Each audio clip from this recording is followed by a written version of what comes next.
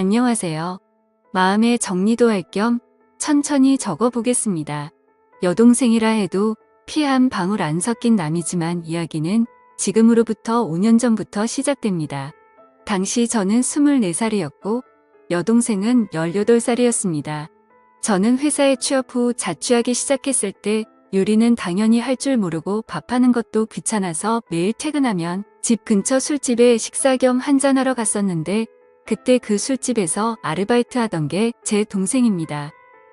그래도 이때는 동생 관계가 아니었습니다.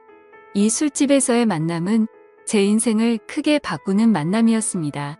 주 4일은 밥 먹으러 다니니까 점장님도 기억할 수 있었고 저도 반대로 대충 어떤 아르바이트생이 있는지도 기억하고 있었습니다. 특히 여동생은 주 6일에 아르바이트를 했기 때문에 인상적이었습니다. 그래서 평소처럼 자리를 잡고 한 잔 마시면서 밥을 먹고 있었는데 그날이 토요일인데다 평소보다 더 붐볐습니다. 20여 개 있는 테이블도 제 옆자리만 비어 있을 정도였습니다. 사람이 너무 많아서 혼자 테이블 차지하고 있는 게 눈치가 보여 후딱 마저 먹고 나가려고 생각하고 있었는데 느닷없이 누군가 말을 걸었습니다. 저기 죄송한데 옆에 좀 앉아도 될까요? 그때는 제 동생도 아니었고 어쨌든 피가 안 섞여서 동생은 절대 아니니까 편의상 수지라고 적을게요. 저에게 말을 건 사람은 수지였고 아무래도 아르바이트가 끝난 시간이었던 것 같습니다. 아르바이트 끝나고 식사를 하기 위한 자리가 제 옆밖에 안 비어 있었던 거죠. 저는 앉아도 된다고 했습니다. 하지만 그와 동시에 복장을 초라한 눈이 갔습니다. 제 또래의 여자로 보이는데 때 묻은 티셔츠에 촌스러운 청바지 그리고 낡은 컨버스. 주 6일이나 아르바이트 하는데 옷 살 돈이 없나? 돈을 모으고 있나? 라는 의문이 들어도 머릿속에 생각으로만 끝났지 물어볼 수는 없었습니다. 그날은 결국 대화다운 대화도 나누지 못했지만 왠지 호기심이 생겼습니다. 수지가 자리에서 일어난 후 가게 점장님께 수지에 대해서 무심코 물어봤습니다. 수지 씨는 뭔가 학비라도 모으고 있어요? 훌륭하네요. 나이도 젊은데 왜 그렇게 생각해? 아니 올 때마다 항상 아르바이트를 하고 있고 옷도 잘 안 사 입는 것 같아서요. 아니 쟤는 집안 사정이 많이 복잡해. 사정이 많이 딱해. 그래서 안타까워서 아직 고등학생이지만 아르바이트 쓰는 거야. 아 그래요? 고등학생인데 참 대단하네요. 반했어? 반하진 않았지만 왠지 모르게 흥미를 갖게 되었습니다. 그래서 기분 나쁘지 않은 수준으로 가게에서 말을 걸거나 자연스럽게 들리는 이야기들을 듣기를 3개월 정도 계속하던 어느 날 우연히 제가 가게 뒷문을 나온 타이밍에 수지가 가게 뒤에서 고함을 지르는 목소리를 들었습니다. 근처로 가보니 통화 중이었고 들으려고 했던 건 아닌데 고함을 지르는 모습에 무슨 일인지 궁금하여 근처에서 통화하는 것을 엿들었습니다. 들려온 내용은 자세하게 못 알아들었는데 뭔가 돈 때문에 혹신각신하는 것 같았습니다.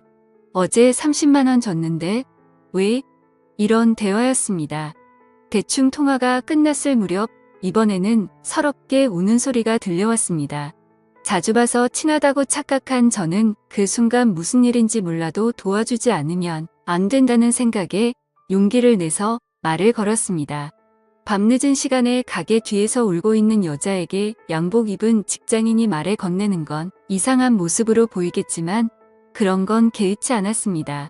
무슨 일 있어요? 수지는 눈물을 너무 많이 흘렸는지 눈을 동그랗게 뜨고 있었습니다. 왜요? 누가 돈 빌려달래요? 아니에요. 남에게 말할 건 아닌 것 같아요. 괜찮아요. 에이, 괜찮아요. 남이지만 말해도 돼요. 저한테 말하고 나면 기분이 좀 풀릴 수도 있어요. 수지는 고개를 숙이면서 띄엄띄엄 자신에 대해서 이야기하기 시작했습니다. 아버지는 없으시고 어머니뿐인데 집에 정말 돈이 없는데 어머니는 전혀 일하지 않으시고 수지가 번 돈으로 생활을 하고 계신다는 겁니다. 나라에서 나오는 돈이 있으면 그 돈으로는 사치를 하시고 생활비는 전부 수지가 드리는데도 불구하고 어머니는 돈이 떨어지면 수지한테 전화해서 막말을 하셨다고 합니다. 그래서 정말 못 사는 동네에서 겨우겨우 살고 있는데 최근엔 전기세랑 가스세도 못 내고 있어서 힘들어서 울었다고 하더라고요. 얘기를 들으면서 저도 모르게 눈물이 났습니다. 저는 얘기를 다 듣고 제 지갑에 있는 돈을 모두 꺼내 수지한테 줬습니다. 수지는 절대 못 받는다고 했는데 저는 그냥 막무가내로 줬습니다. 언제든지 괜찮으니까 갚을 수 있을 때 돌려달라고 했습니다. 그래도 수지는 계속해서 거절을 했습니다. 괜찮으니까 받아요. 나중에 못 갚더라도 상관없으니까 받아도 돼요. 돈 안 갚는다고 겁주는 그런 사람 아닙니다. 이 말을 듣고 되게 고마워하며 제가 준 돈을 받았습니다. 그 후 수지를 집에 데려다주고 연락처를 교환했습니다. 수진의 집은 정말 비바람만 겨우 막을 수 있을 것 같은 아주 오래된 주택이었습니다. 그걸 보고 저는 울컥하는 기분이 들었습니다. 돈은 2주 뒤에 돌려줬습니다. 저는 무슨 일이 있을 때마다 수지를 신경 썼습니다. 아르바이트만 하니까 공부가 소홀해진 건 아닌지 그런 생각이 들어서 가르쳐 주거나 집에 안 쓰는 물건 같은 것도 주고 했습니다. 고등학생과 사귀는 사이거나 그런 건 절대 아니었고 친구처럼 꽤 친해져서 제 집에도 자주 들락날락했습니다. 알게 된 지 1년 정도 지난 시점에는 살이 빠져서 안색도 별로 안 좋아 보였던 애가 누가 봐도 건강하게 보일 정도로 살도 붙었습니다. 예전에 저를 만나기 전에는 아침 점심 거르고 하루에 한 끼 먹는 게 전부였다고 했습니다. 상상만 해도 또 눈물이 나네요. 그래서 저는 제 집에 놀러 올 때면 먹고 싶은 거 항상 사주고 아르바이트 끝나면 배가 찢어지게 먹을 수 있도록 해줬습니다. 그러다 수지가 고등학교 졸업이 얼마 안 남을 무렵에 한밤중에 저에게 전화를 했습니다. 상당히 동요하는 목소리였고 숨을 제대로 못 쉬는 것 같았습니다. 통화로는 대화가 어려웠고 결국 저는 수지의 집으로 향했습니다. 집에 도착하니 수지가 나왔는데 눈물 범벅인 얼굴과 토사물이 얼굴과 옷 여기저기에 묻어 있었습니다. 천천히 진정시키고 무슨 일이냐고 물으니 어머니께서 갑작스레 심장마비로 술집 화장실에서 쓰러졌다는 겁니다. 계속 눈물만 흘리고 어쩔 줄 몰라 하는 수지를 데리고 어머니께서 옮겨진 병원으로 함께 갔습니다. 병원에 도착하자 이미 어머니께서는 안치소 같은 곳에 있었습니다. 같이 술을 마셨던 것 같은 아저씨가 거기에 있었습니다. 화장실에서 멀리 볼 때 심장마비를 일으켰나봐 수지는 계속 울었고 저도 어떻게 해야 할지 몰라서 저는 그냥 나왔습니다.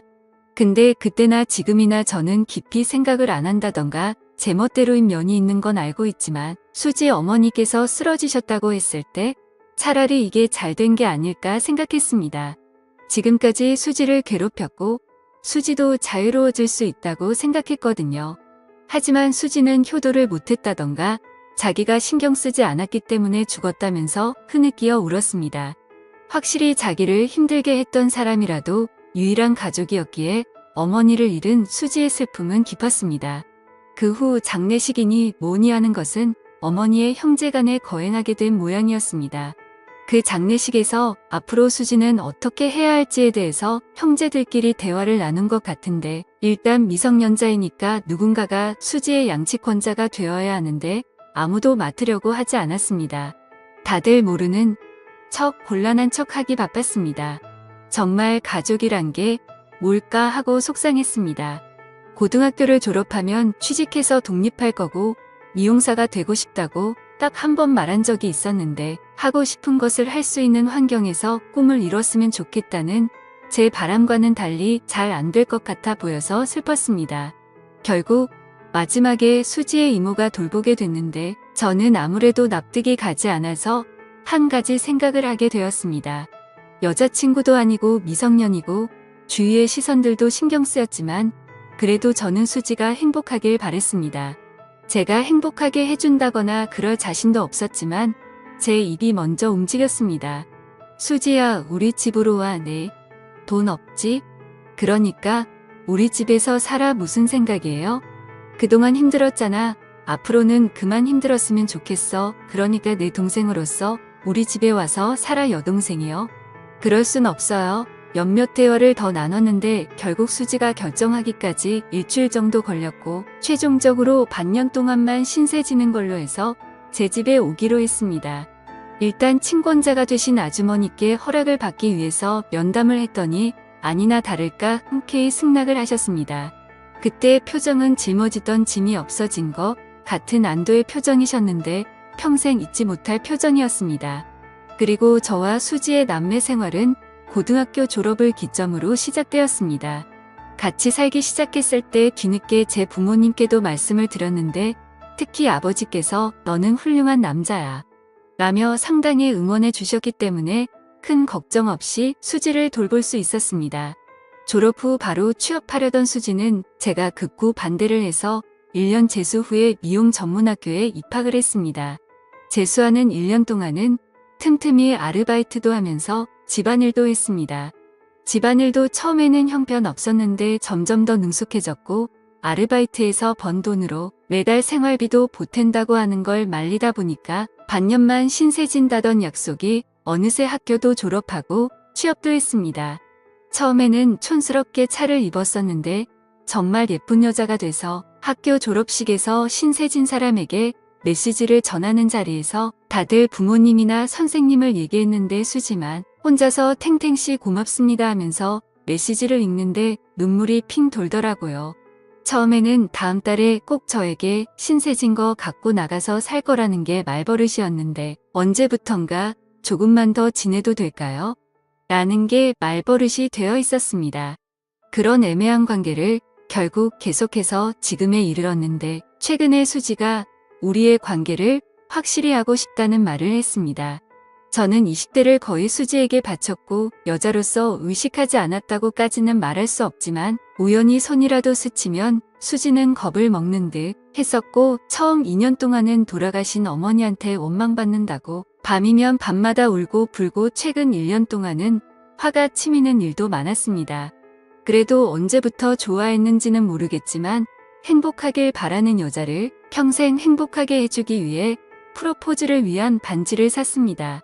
그리고 오늘 처음으로 만났던 술집에서 프로포즈를 했습니다.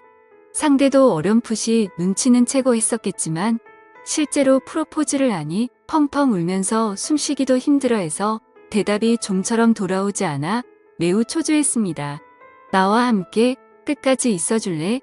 지금까지 5년 동안 같이 있었는데 앞으로 10년, 20년 나와 함께 있어줄래?